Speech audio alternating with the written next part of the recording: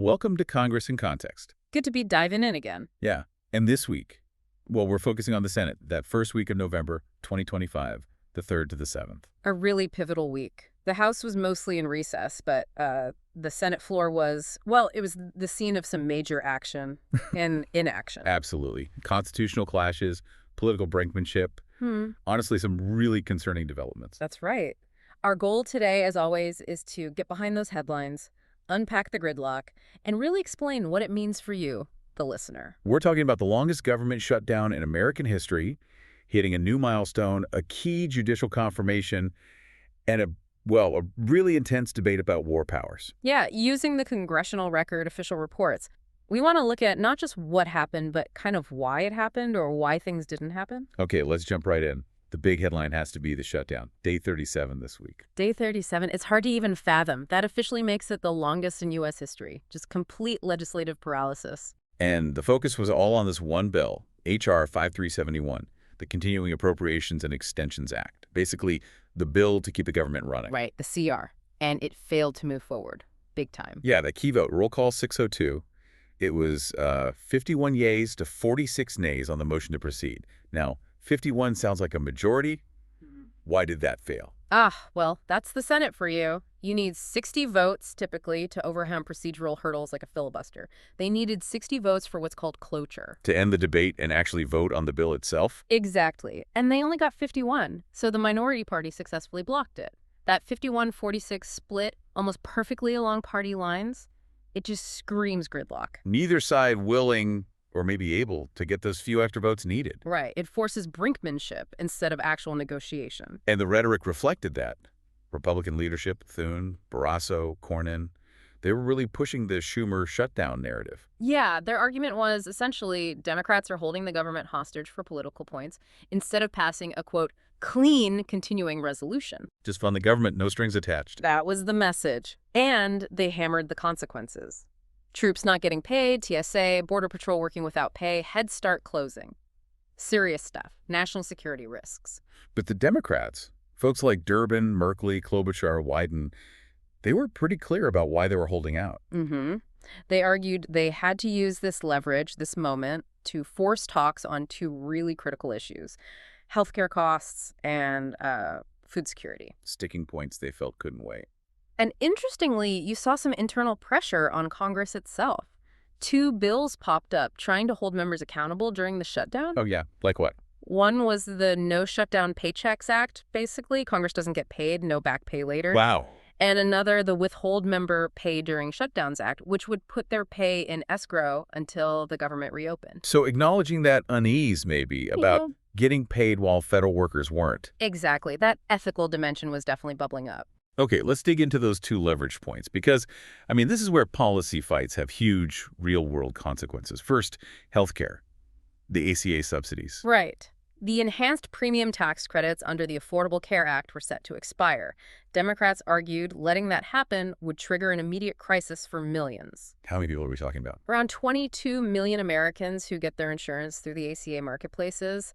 The projections were stark. I saw some examples cited.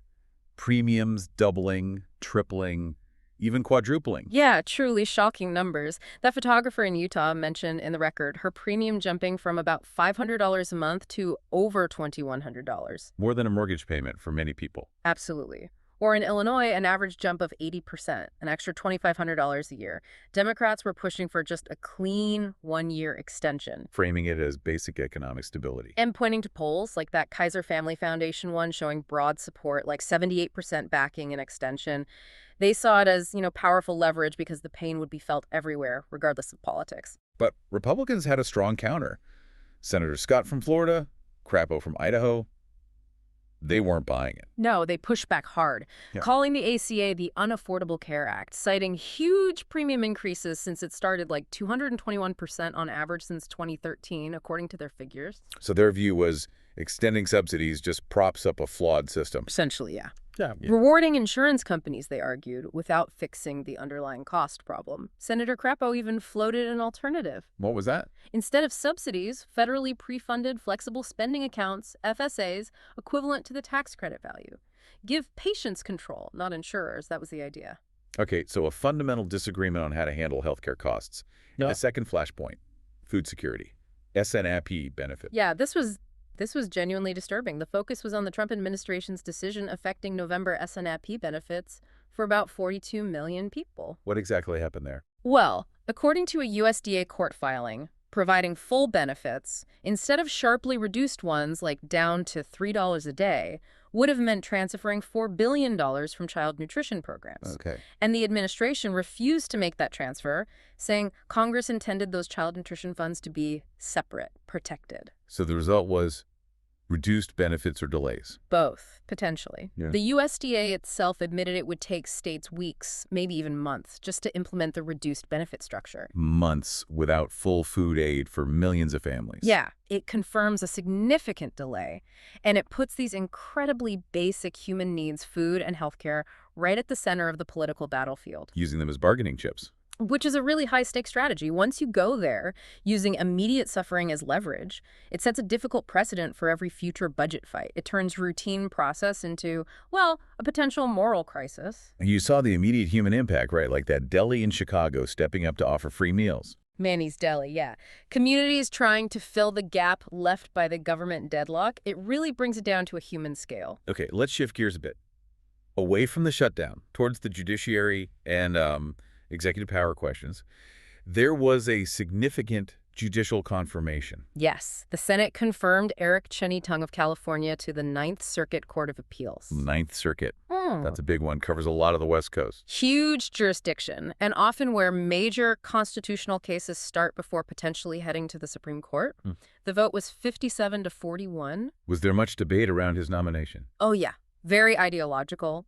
Opponents argued he had an extreme and rigid view of the Constitution, specifically citing concerns that his views rejected rights related to reproductive freedom and marriage equality, questioning his impartiality, basically. So another example of the ongoing effort to shape the federal courts. Exactly. Appointment by appointment, it's about shifting the prevailing legal interpretations across the country. It's a long game with very high stakes. And this theme of sort of testing constitutional boundaries Right. also came up with federal law enforcement actions, right? Yeah. Specifically ICE. Democrats strongly condemn some recent immigration and customs enforcement actions, particularly incidents reported in Illinois, in Chicago, and Evanston. What kind of incidents? Well, descriptions include agents arresting landscape workers who were just, raking leaves, and a really controversial detention of a woman named Diane Figueroa. What happened there? Witnesses and apparently video evidence contradicted the official DHS account, which claimed she was at fault and resisted violently.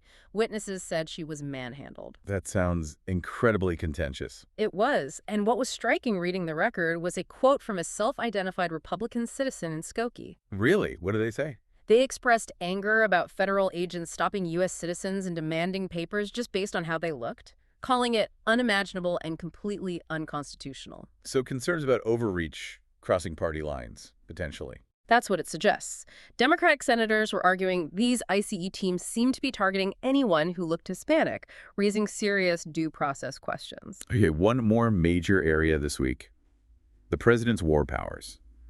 A big debate over SJ-Res 90. Ah, yes, the resolution concerning hostilities with Venezuela. This is a classic Washington power struggle. Article 1 versus Article 2. Congress's power to declare war versus the president's power as commander-in-chief. Exactly. And senators like Kaine and Merkley were sounding the alarm about potential escalation with Venezuela. What were their specific concerns? They pointed to a massive military and naval buildup nearby, the deployment of the USS Gerald Ford Strike Group, reports of the president authorizing covert CIA actions. So a lot of military assets moving into position. Right. And they argued the War Powers Resolution absolutely applies here because people were already dying in strikes against boats, maybe Colombian boats, not necessarily Venezuelan yet, but hostilities seemed imminent. But they were worried Congress was basically letting its war-making powers slip away. Abdicating its duty was the term used. This isn't new, of course. It's part of a decades-long tug-of-war over war powers, especially since 9/11. What was the administration's defense, or the defense from its supporters in the Senate?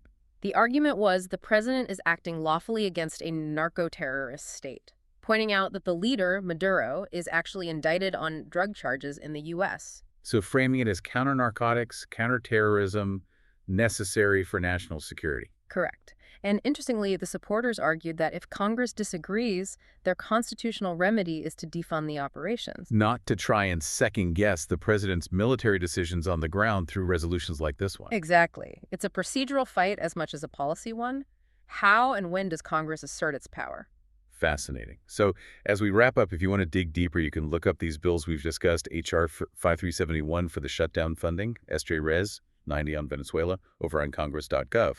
Yeah, and keep an eye on committees, too, like the Senate Judiciary Committee. They've got more judicial nominations coming up. Robert Chamberlain, James Maxwell II are on the docket. So looking back at this week, what's the big takeaway? I mean, it really starkly illustrated Congress grappling with its most fundamental powers, right? Funding the government, deciding on war and peace. And at the same time, the most basic needs of Americans' healthcare, food, were caught right in the crossfire, used as bargaining chips. It shows the immense pressure points in our system right now. The polarization makes finding that common ground incredibly difficult, even on essential functions. And that brings us to our final thought, drawing from that war powers debate. Every military action, even if it's framed differently, like counter-drugs or counter-terror, it really does test that core constitutional balance. So the question for you listening is this. If a majority of Americans disagree with how foreign policy is being conducted, does Congress actually have a practical way to pull back the reins? A way that doesn't involve shutting down the entire government and causing chaos at home? That fundamental tension between Article 1 and Article 2, between Congress and the president, especially on war, it's playing out right now. And finding that balance, that's the ongoing challenge.